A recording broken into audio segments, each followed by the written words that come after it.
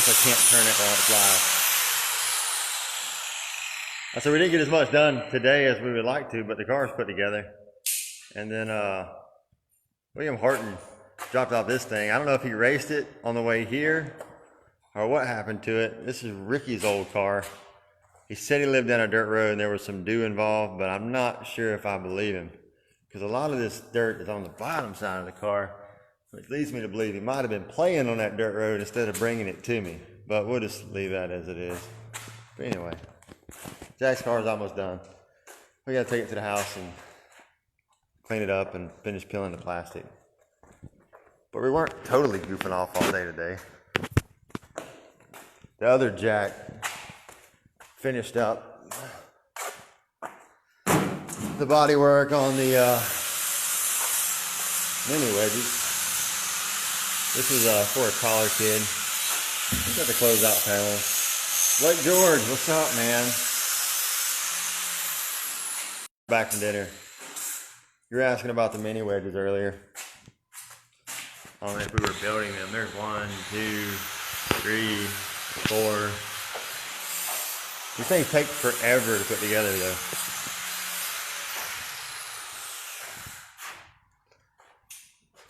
Little box stock project, Clone 196. Cash Wilson, what's up, man? I can wave at you, I think.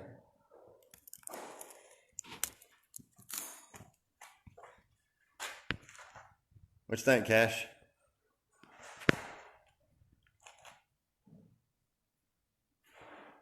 It's got your name right all over it, don't it? Anyway, yeah, Cash, they're about done.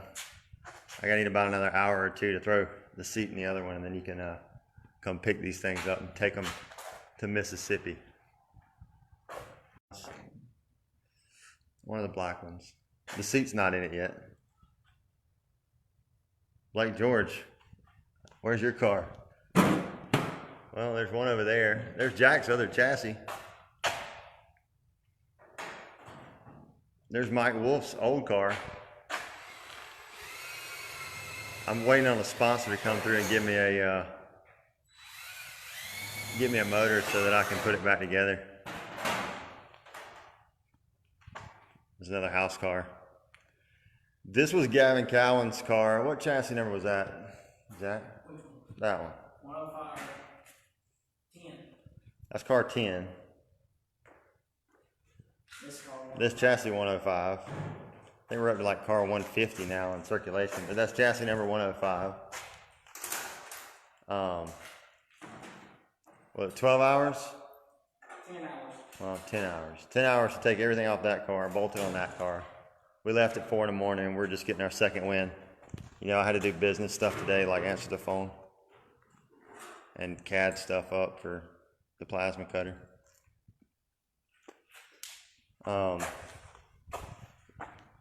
But Cash, you were asking about, you know, when are we going to stop improving them? We finally put closeout panels in the cockpit of these. They still got plastic on them. Oh, I can't turn my phone.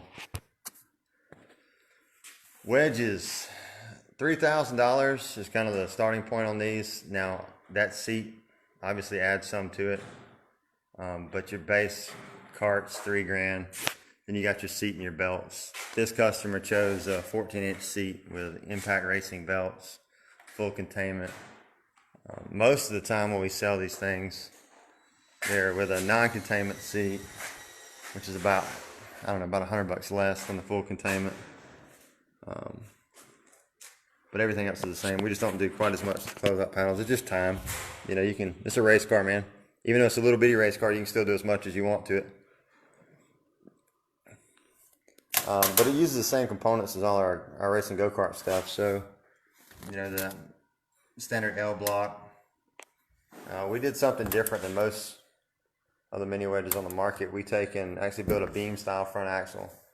We can jig that up, and it allows us to kind of scoot it back and forward in the chassis if we want to increase or decrease the wheelbase during the production. So, without having to worry about changing the jig. But it's the same steering column we use in our cart. Pretty much same configuration there. On these, we moved the gas tank back toward the back. We knew where they were going, and the customers wanted them out of the cockpit, so We moved the gas tanks to the rear. Same cassette holders we run on all of our kart stuff. MCP, Pro XS caliper, standard shoe clutch, and it's either a 15 degree or an 8 degree motor mount, depending on how you want to mount it. Burris tires, 6-inch wheel, just the usual. But looks like we're going to be up here again for a while tonight. We got to rebody that one in the back. And this chassis here is for sale. Just needs a cockpit. It's one of the, like I said, it was one of the early ones. Probably make you a good deal on it. Hit up Jack Orr on Facebook if you're interested.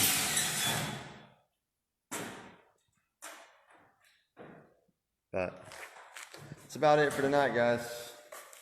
Just a little update. Midnight last night, we showed you a bare chassis. 4 a.m. It was basically in this state. Now we're just buttoning up some wiring and getting it out the door. Probably head to the house. We may take it easy tonight and not put it on the dyno because of the our neighbors. But there's no quiet hour between 8 a.m. or after 8 a.m. So we'll wake them up in the morning. And if all goes well, we'll have Camden CGH Motorsports running a junior champ at Paradise and rookie red plate. So y'all stay tuned. We'll probably go live again tomorrow, but just want to give you an update for those of you who tuned in last night. Jody Smith, weren't you asking about a what are Bandoleros? I think Jody Smith, he runs go-karts.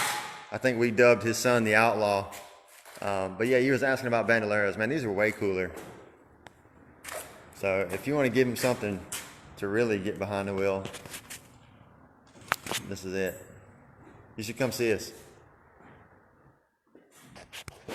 Who's texting me?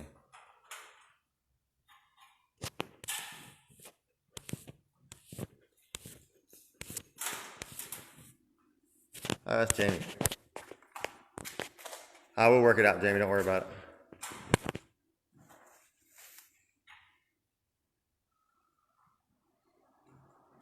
Well,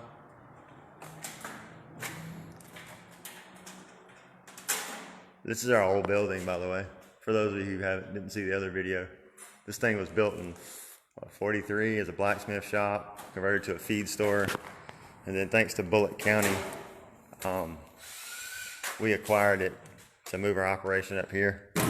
We got a mess right now because somebody ordered like 15 of these things. But it's after hours.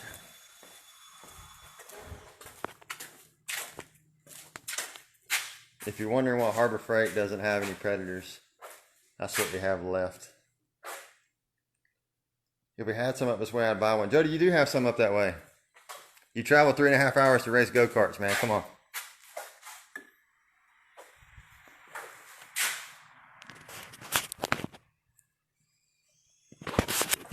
You can't go faster for less.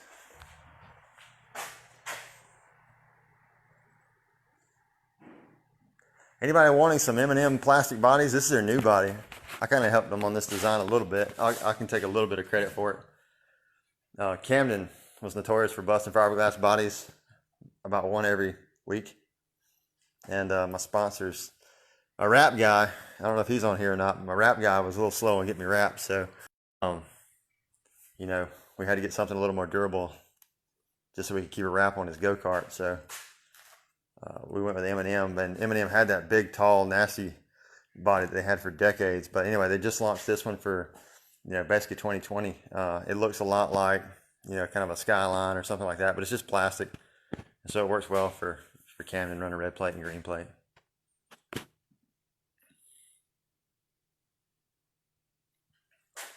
I don't know, Jody. I'll see you tomorrow. Probably. We'll figure it out.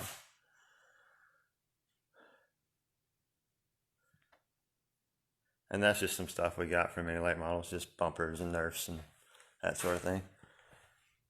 We're hoping to get back racing soon. I think Cash and them, they're starting, they got to practice at MAG Thursday. That's big car stuff, 602, 604. And Mickey and them, they got a commitment from a racetrack to run them every week. So that's up in Arkansas, Jody. That's not too far of a drive for you. Sumter, South Carolina is going to run them basically whenever we can get a car count there. So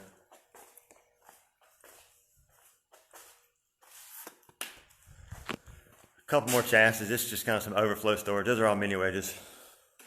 There's a red one we've got.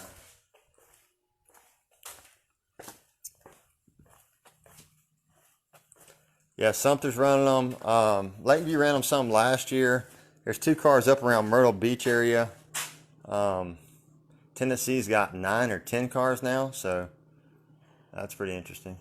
So they're going to be kind of floating back and forth between North Georgia, Tennessee, and South Carolina. So it's growing up that way, Joe. And that's fun. But anyway, so Jody, now you've seen the shop, man. John Boyd, I know you. What's up, John? Haven't heard much back from New York on the mini late models coming that direction. I think they're headed that way. If we could ever get back racing. Hey, Jack Stewart. You did this. Yeah.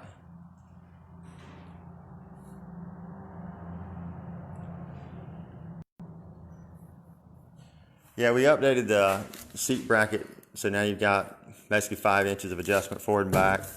The steering drop now is mounted on a pivot, so you can adjust the steering wheel up or down and in and out. It's really the only thing that's changed since the first one. And then color cage just to kind of help out with some of our older drivers. You know, kind of that 12 to 14 age group that runs these. But again, these are taking off pretty big. Louisiana area, so you guys hit up Cash Wilson, and I think Brandon at TCC is talking about coming to distributor too. So anyhow, and there's Ben Fairclough's body. So for those of you who are tuning in, who knows our cloth, it's upside down.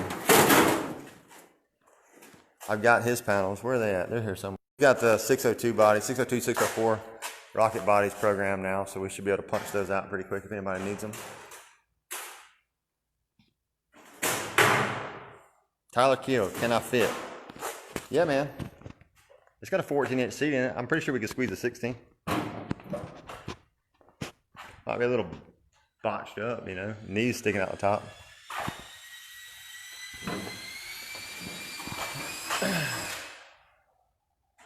Someday in New York. They're coming, man. They're coming.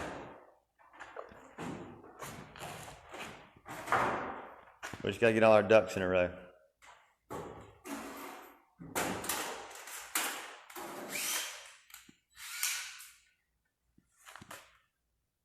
Yeah, buddy. They are, or Duran, they are practicing at Sumter. Friday night, right? I thought they said it was Friday night, Sumter, not Saturday.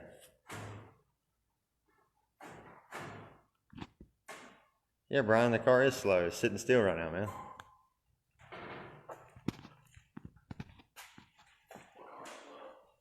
Brian Funk said your car was slow. You'll find out soon enough. Yeah.